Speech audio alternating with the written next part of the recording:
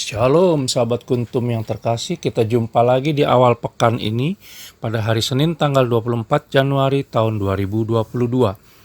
Kuntum hari ini mengambil tema menyatukan diri dengan Allah Tritunggal Maha Kudus. Hari ini merupakan hari biasa dalam pekan biasa yang ketiga, dengan warna liturgi kita pada hari ini adalah putih. Sahabat Kuntum yang terkasih, struktur bacaan kita pada hari ini terdiri dari bacaan pertama diambil dari kitab 2 Samuel 5 ayat 1 sampai dengan 7 dan ayat 10.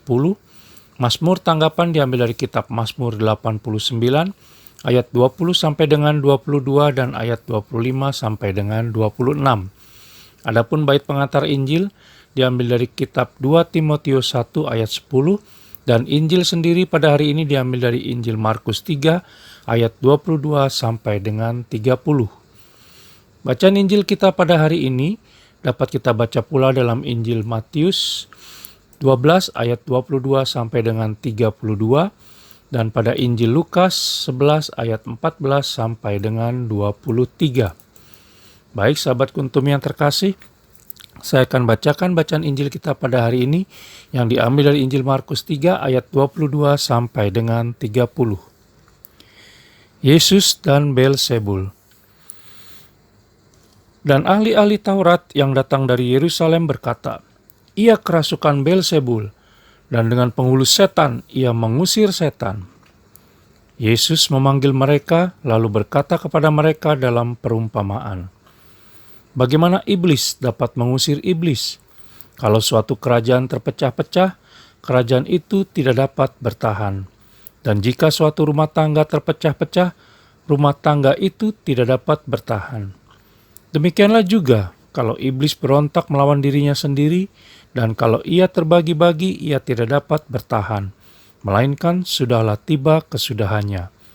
Tetapi tidak seorang pun dapat memasuki rumah seorang yang kuat untuk merampas harta bendanya, apabila tidak diikatnya dahulu orang kuat itu. Sesudah itu barulah dapat ia merampok rumah itu. Aku berkata kepadamu, sesungguhnya semua dosa dan hujat anak-anak manusia akan diampuni. Ya, semua hujat yang mereka ucapkan. Tetapi apabila seorang menghujat Roh Kudus, ia tidak mendapat ampun selama-lamanya, melainkan bersalah karena berbuat dosa kekal. Ia berkata demikian karena mereka katakan bahwa ia kerasukan roh jahat." Demikianlah sabda Tuhan, terpujilah Kristus.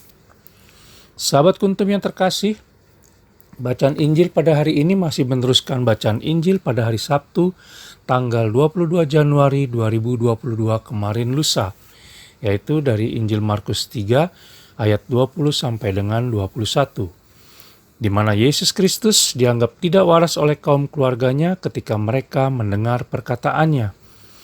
Ia dipaksa keluar dari rumah itu dengan tujuan untuk membungkamnya. Sungguh sangat sedih memang jika difitnah oleh keluarga sendiri, karena mereka seharusnya lebih mengerti siapa dia. Sementara para ahli Taurat dalam Injil Markus 3 ayat 22 yang menantikan kesalahan Yesus langsung mengecamnya kerasukan Beelzebul. Fitnah yang sungguh keji karena Yesus disebut mengusir setan dengan kuasa penghulu setan. Sahabat Kuntum yang terkasih, fitnah sungguh menyakitkan. Manusia normal pasti akan tersinggung, bahkan marah apabila dirinya difitnah. Bisa jadi dalam hati akan muncul keinginan untuk melakukan balas dendam.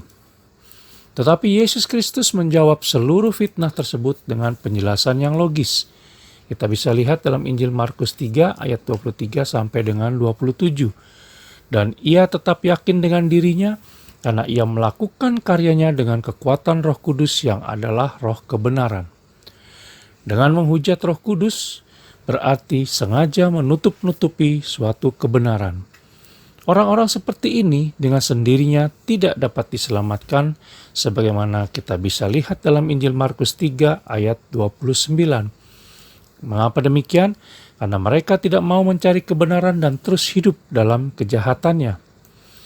Sahabat Kuntum yang terkasih, kita membutuhkan roh kebenaran untuk dapat hidup benar di hadapan Allah Tritunggal Maha Kudus, dan agar roh kita dapat merasakan pula pimpinan Roh Kudus supaya bisa memahami karya kasih Allah Tritunggal Maha Kudus dalam diri Yesus Kristus. Menjadi pribadi yang berbeda cara hidupnya dengan kebanyakan orang memang berat untuk dijalani.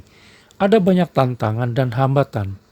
Tetapi dengan bersandar kepada terang Roh Kudus, maka tidak ada yang dapat menghalangi karya Allah Tritunggal Maha Kudus dalam diri setiap orang.